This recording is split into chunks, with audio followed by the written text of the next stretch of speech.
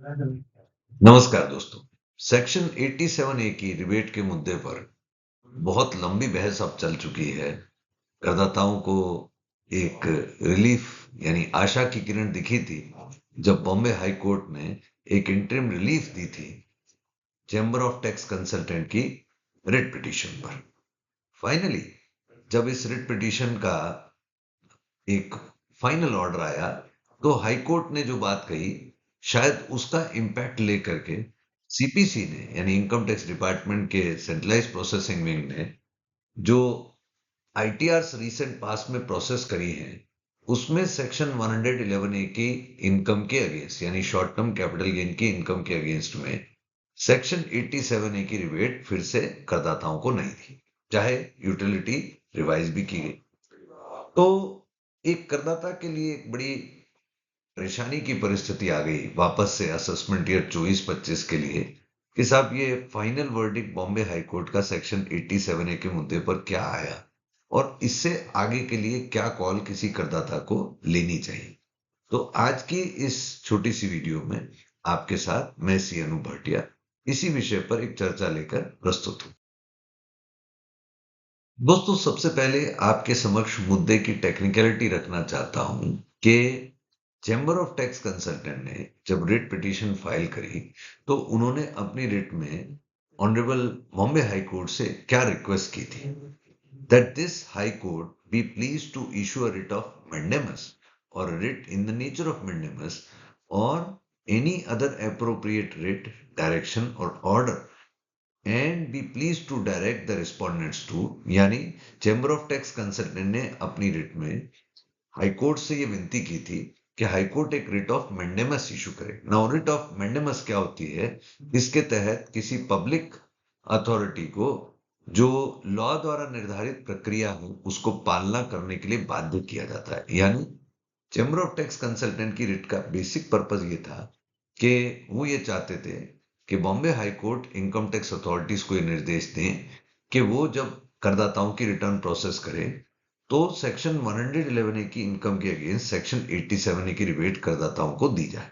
तो इस writ of mandamus में उन्होंने क्या रिलीफ मांगा? Number one, take appropriate steps to allow a claim of rebate under section 87A of the act from tax payable at a special rate except tax levied in accordance with section 112A of the act where the assessees have opted for new tax regime enacted in section 115 BAC of the act for those assessees who could not claim such relief in their returns already filed for the AY 24-25 and to issue consequential refund in this regard। तो अब आपको clarity दिखेगी कि okay इस writ के through क्या relief chamber of tax consultant ने करदाताओं के बिहाफ पर मांगी थी।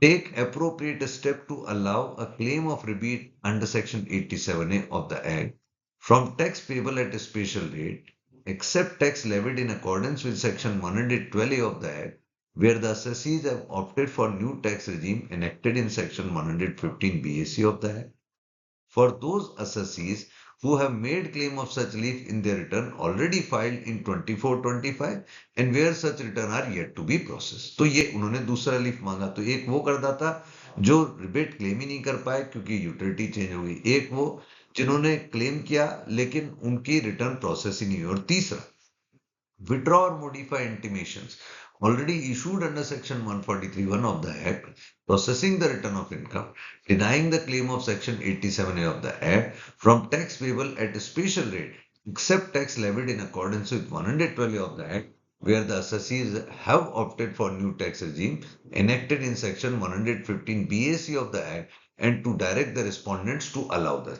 allow such claim। यानी पुनः यहाँ पर यह भी कहा गया कि अगर सीपीसी ने इनकम टैक्स डिपार्टमेंट ने 143(1) के इंटीमेशन इशू कर दिए तो वो इंटीमेशंस को वापस से रीप्रोसेस करें और करदाताओं को 111A की इनकम के अगेंस्ट में 87A की रिबेट दी जाए। ये तो थी रिक्वेस्ट क्या की गई थी थ्रू द रिट।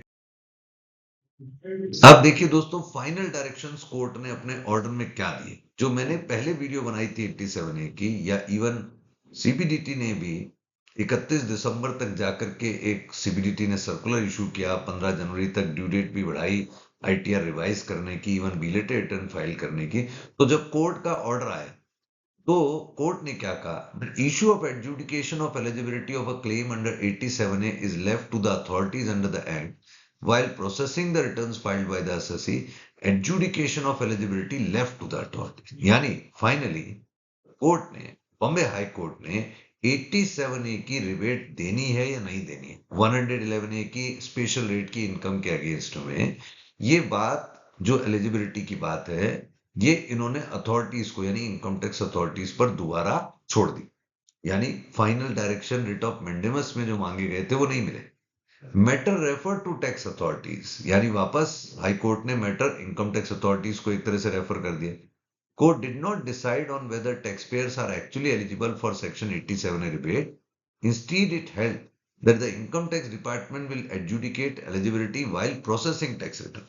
तो income tax department CPC wing तो दोस्तों पहले से ही 87A की रिबेट नहीं दे रहा था, और हाई कोर्ट ने इंटरिम रिलीफ देने के बावजूद फाइनल ऑर्डर में वो रिलीफ देने की बात नहीं करी। इसका इंपैक्ट ये हुआ कि चाहे करदाताओं ने 15 जनवरी तक रिवाइज रिटर्न भरी, 87A की रिबेट क्लेम करी, पर अंततः अब जब मैं बात कर रहा हूं फरवरी अंत में या मार्च 2025 में, तो मैं देख रहा हूं कि CPC income tax department 87A की रिलीफ फाइनली करदाताओं को नहीं दे रही। तो इससे करदाताओं पर पुनः संकट के बादल आ गए। तो अब दोस्तों अंतिम जो बहुत इंपॉर्टेंट पार्ट है आज की इस वीडियो का, आप ये समझ सकता हूं, what should be the next course of action available with the tax payer. ये क्वेश्चन शायद पहले भी 2 बार मैं ले चुका हूं, लेकिन बार बार उठ के आता है क्योंकि बॉम्बे हाई कोर्ट की रिट का जो फाइनल डिसीजन आया उससे ये कंफ्यूजन फिर पैदा हो गया कि करदाता करे क्या जब सीपीसी दे नहीं रही 87A की रिबेट 111A के अगेंस्ट। सबसे सरल तरीका है, बोला जी पे कर दीजिए टैक्स अलोंग विद इंटरेस्ट जो डिमांड में मांगा है आपसे इंटीमेशन में, और इस पचड़े को खत्म कीजिए। अगर किसी की छोटी डिमांड है 2-5 हजार 10 हजार, हालांकि मैं व्यक्तिगत रूप से इस जमा कराने के विचार से सहमत नहीं हूं, परंतु कुछ लोगों के लिए 5-10 हजार 15 हजार की राशि उनके मानसिक संताप से जो उन्हें इस वजह से भुगतनी पड़ती है उससे कम है, तो वो ये कॉल ले सकते हैं कि let's pay the tax and get rid of it. Filing of rectification request under section 154, मैं अभी भी ये नहीं कहूंगा कि बॉम्बे हाईकोर्ट ने ये कह दिया हो कि आपको रिबेट नहीं मिलेगी। बॉम्बे हाईकोर्ट ने क्या कहा, हम टैक्स अथॉरिटीज को दे देते हैं। तो आपको लगता है अभी भी 87A की रिबेट नहीं दी, आप सेक्शन 154 में एक रेक्टिफिकेशन रिक्वेस्ट लगाइए, जिसमें रेक्टिफिकेशन मिलेगा, डिमांड हटेगी, इस बात की संभावना कम है। तो फिर फाइनल एक्शन क्या होगा, filing of appeal before CIT appeal under section 246 और 246 ऑफ इनकम। मेरा पुरजोर मानना है कि अब यह मुद्दा करदाताओं को अपीलेट अथॉरिटी के समक्ष लड़ना पड़ेगा। हो सकता है सीआईटी अपील आपको रिलीफ दे, नहीं दे तो आईटीएटी आपको रिलीफ दे, और अगर आईटीएटी तक भी आपको रिलीफ मिले और इनकम टैक्स डिपार्टमेंट वहां पर हाई कोर्ट में चला जाए, फिर सुप्रीम कोर्ट में चला जाए, तो ये लड़ाई थोड़ा सा लंबी चलने वाली दिखती है।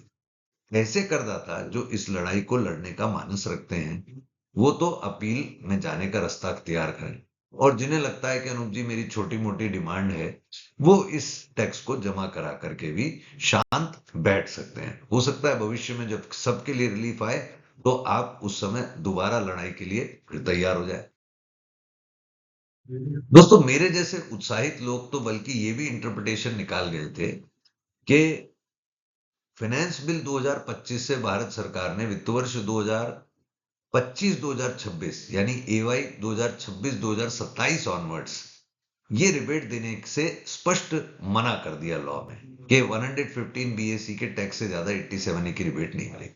तो मैं तो ये कह रहा हूं कि न केवल एवाई 24-25 बल्कि एवाई 25-26 में भी करदाता को 87A की रिबेट 111A की इनकम के अगेंस्ट मिलनी चाहिए।